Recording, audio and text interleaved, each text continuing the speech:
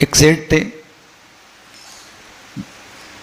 उनका व्यापार ही ऐसा था कि उनको बार बार बाहर जाना पड़ता था, कभी कहाँ कभी कहाँ कभी कहाँ, प्रत्येक समय महीने में 15-20 दिन में बाहर ही रहते थे।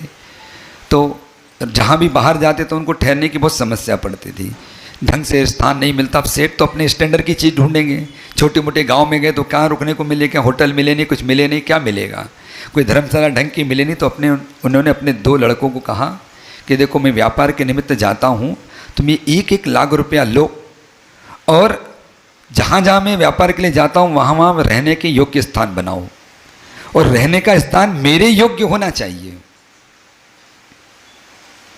अब पहले लड़के ने कहा कि पिताजी भी 1 लाख रुपया दिया, 1 लाख में तो एक कमरा भी नहीं बनता, अब सब गांव में मकान कैसे बनाएं। तो उसने क्या किया, 1 लाख रुपए में कुछ गांव में झोपड़ियाँ बनाई, छोटे बहुत झोपड़े बना दिए। अब दूसरे मित्र ने कहा कि ठीक है, पिताजी ने कहा है, और 1 महीने का समय दिया था।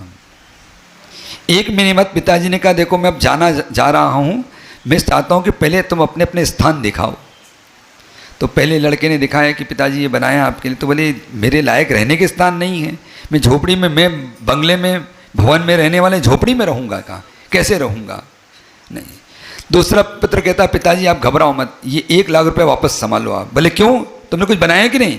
बोले आप घबराओ मत, आप जहाँ जाओगे आपको रहने का स्थान मिलेगा। बोले कैसे। बोले मैंने गांव गांव जा कर के लोगों के साथ ऐसा व्यवहार बनाया कि आप जहाँ जाओगे आपके लिए मकान क्या भवन खुले मिलेंगे आपको, जहां आप जाओगे वहां मेरे मित्र सहयोगी मिलेंगे, आप किसी के यहां भी ठहर जाओ।